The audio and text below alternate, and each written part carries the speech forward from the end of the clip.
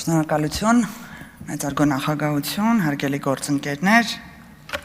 հարգելի պարոն Կարապետյան, ո՞նց եք։ Բա Մոշե Գլուքխավտը ո՞նց է։ Լավ է, տեղա դեռ, թե տեղափոխվել է հետ Իսրայել։ Ով է Մոշե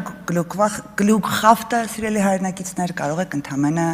Google որոնողական համակարգում փնտրել եւ գտնել նմանություններ իր նկարագրած սցենարների եւ մեր օրինակ ոչ շատ հեռու պետություններում իրականացրած քաղաքական խորհրդատվության։ Որն է սցենարը։ Իմ մոտ այսքան օրը գիտեք ինչ տպավորություն է ստեղծվել, որ սենց օսլայած օձիքներով լորդերի պալատից հենց նոր սենց ազգային ժողով է իջել միանգամից։ Կամ ի հարթակ, պարոն Ֆարմանյան, ուշադրությունը ձեր կուզեմ գրավել, որտեվ հիմնականում ձեր ելույթի ընթացքում եք խոսում անդադ հիբրիդային պատերազմների ու ընդհանրապես որ տեղակ չեք այդ ինչա չեք լսել ինչի մասին է խոսքը, բայց կա կոնկրետ առաքելություն, որը ուղղված է հյուսիսին հիբրիդային սպառնալիքների դեմ, այդ սցենարը կոնկրետ այդ հիբրիդային սպառնալիքների մասին է։ Հիմա կուզեմ մի փոքր ավելի հանրամատչելի, կոնկրետ թիրախային օրինակներով ներկայացնել մեր հանրությանը։ Կամ ի հարթակ, որը կոչվում է ԵՄ vs Disinfo։ Այնտեղ ուսումնասիրություն է կատարվում հիմնականում ռուսական պրոպագանդիստական թեզերը,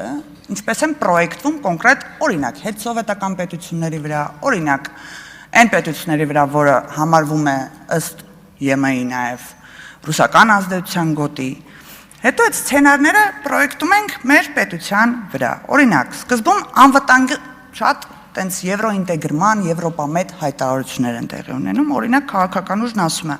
մենք դեմ չենք ԵՄ-ին, մենք կողմ ենք եվրոպական ինտեգրմանը, բայց այն պետք է բխի Հայաստանի շահերից։ Ով կարող է դրան դեմ գնալ։ Մենք կողմ ենք ԵՄ-ին, բայց Հայաստանը չպետք է դառնա արևմուտքի աշխարհաքաղաքական գործիքը։ Բնականաբար։ Մենք կողմ ենք ԵՄ-ին, բայց մեզ ստիպում են ընտրություն կատարել Ռուսաստանի եւ Եվրոպայի միջև։ Մենք կողմ ենք ԵՄ-ին, բայց եվրոպական ինտեգրման անվան տակ չպետք է կորցնենք մեր ինքնիշխանությունը։ ԵՄ ինտեգրում, արտաքին կառավարում, ինքնիշխանության կորուստ, Ռուսաստանի հետ հակամարտություն, անվտանգության վտանգ, սենց հետագիծը, այս հայտարարությունների։ Դրանից հետո ներմուծվում է մի հատ այլ թեզ. ԵՄ-ն հավասար է Թուրքիա, հարգելի գործընկերներ։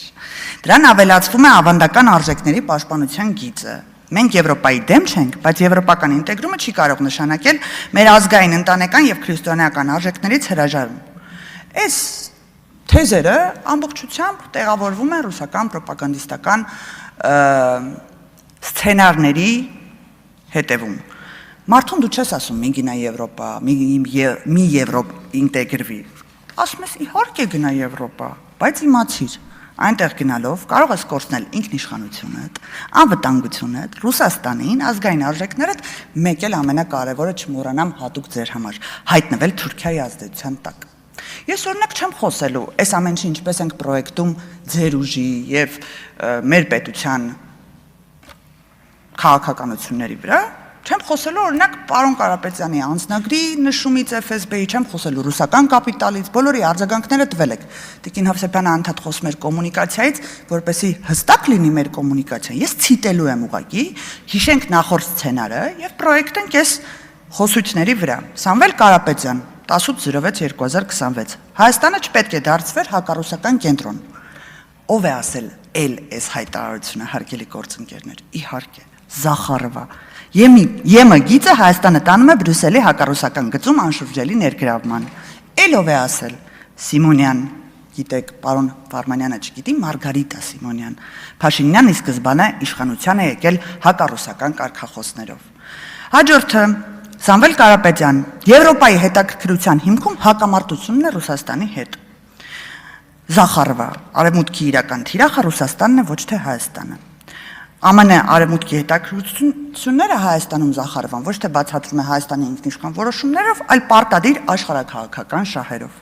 Հաջորդը Նարեկ Կարապետյան, թող պայմանավորվի Ռուսաստանի հետ հարաբերությունների սրումը կարող է բերել ծանր հետևանքներ։ Շատ պարզ, բնական տեքստ է։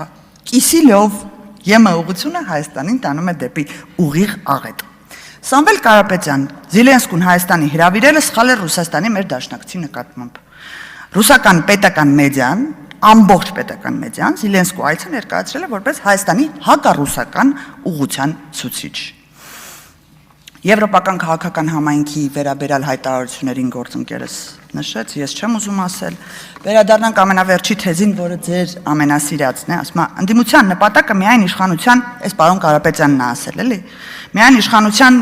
իշխանություն չէր, այլ կանխելու թուրք-ադրբեջանական ծրագրերը, որը պատրաստվում է իրականացնել Փաշինյանը, հատկապես երբ թուրքական ազգայնական շարժում ունդեղ բերում է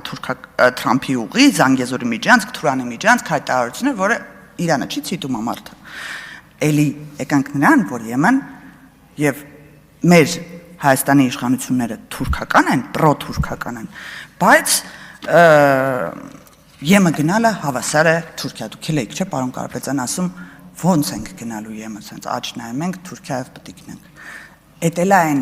EU VSDZ-info կայքում, էտելա ռուսական թեզ։ 10-ում եւ ամբողջ պետական մեդիայում Հայաստանը ցանկանում է Եմը։ Սա արդյոք շեղող մանևր է դեպի թուրքական աշխարհ շարժումից։ Եմը թուրքական աշխարհ, Սպուտնիկ, եվրոպական գազեր թուրքական համով, Սպուտնիկ, Եմը կարթա Թուրքիա եւ Ադրբեջան։ Այս թեզերի շրջանակում ամբողջ խնդիրը գիտեք ինչումն է։ Ոչ ես եմ ասում, ոչ էլ Հայաստանի ժողովուրդը իրավունք ունի ձեզ ասելու ռուսամետ։ Բայց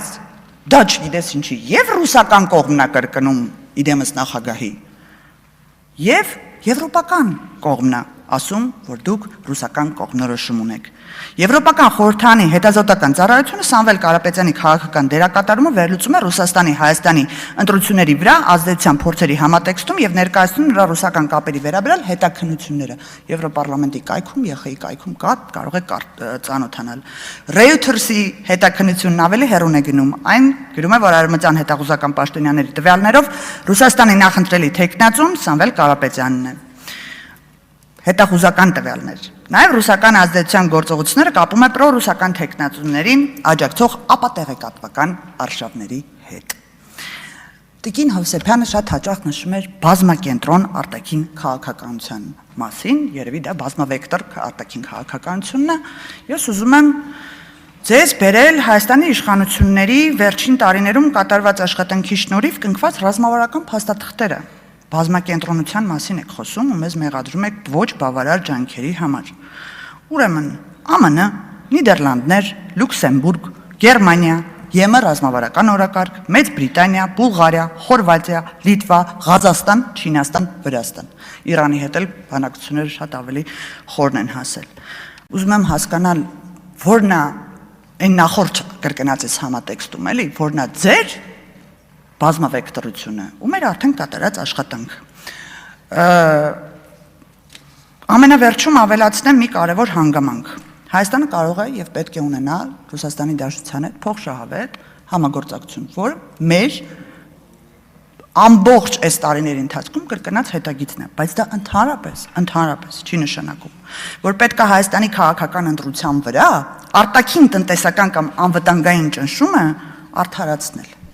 Ինչպես դուք այս օրերի ընթացքում անում եք բազմիցս, օրինակ արդարացնում եք տնտեսական ճնշումները ասելով, որ դա Հայաստանն է մեղավոր, ինչպես նաև անվտանգային ճնշումներն է արդարացնում ձեր գործընկերը,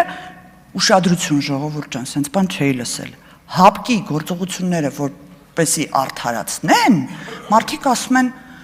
այդ տարի նախագահել է հապկը Հայաստանը, այդ ինչ է նշանակում, որ երբ որ Նիկոլ Փաշինյանը դիմում է ուղղել հապկին, ինչ իրան է դիմել։ Եվ հետևաբար չէր կարող հապկ այլ անդամ այլ պետությունները գործողություններ կատարեին։ Ավելին, մի քանի սխալ պնդում էլ ավելացրել է, տենց ԶԱՍ-ին չի ընդունել է 2022 թվականի սեպտեմբերի 22-ին։ Մի անգամ իր պատմության մեջ դիմել են էլ սխալ հոդվածով, երկու անգամ է դիմել, մեկը մայիսին, մեկը սեպտեմբերին։ Այն բոլոր արդարացումները, որ ճղվելով մեջներից անում են, որ հապկին արդարացնեն, ինչի համար Հայաստանին մեղադրելու։ Եվ վերջում տիկին Հովսեփյան, անդրադառնամ ձեզ, շատ արագ է փոխվում ձեր դիրքորոշումները, պարոն Աղվան Վարդանյանի հարցին, դուք ի պատասխան շատ գովաբանական խոսքեր ասեցիք, եւ շատ տարօրինակ է ձեր գրառումը Facebook-ում։ Ավելի մանրամասն չեմ գրի, միայն կասեմ, ով Արցախի իշխանություններ, պարոն Վարդանյան, հուսում եմ լսում եք։ Ով Արցախի իշխանություններ, թողեք որ թքեմ ես ձեր ճակատին, ներկա եւ նախկին։ Շարունակեմ տիկին Հովսեփյան, ես ընդունում եմ, որ կարող է էմոցիոնալ պորտկում լինի, բաց չունեմ ասելու։ Այս փուլում, որ դուք մասնակցում եք 20 թվականի քարոզարշավին ի սկզբանե մի քանի տեղ հայտարարություն եք տվել, հետևյալ տեքստով։ գրել եմ նոյեմբերի 10-ին ու իջել փողոց։ Միշտ այդպես եմ ասում, իմ դիմումը գրել եմ գործից աշխատանքից։ Դիմում եմ գրել նոյեմբերի 10-ին եւ իջել փողոց։ Տիկին Հովսեփյան, դուք դիմում եք գրել արձակուրդի բազմիցս, որ ասում եք ԱԳՆ-ի գործընկերներից ճշտել ենք։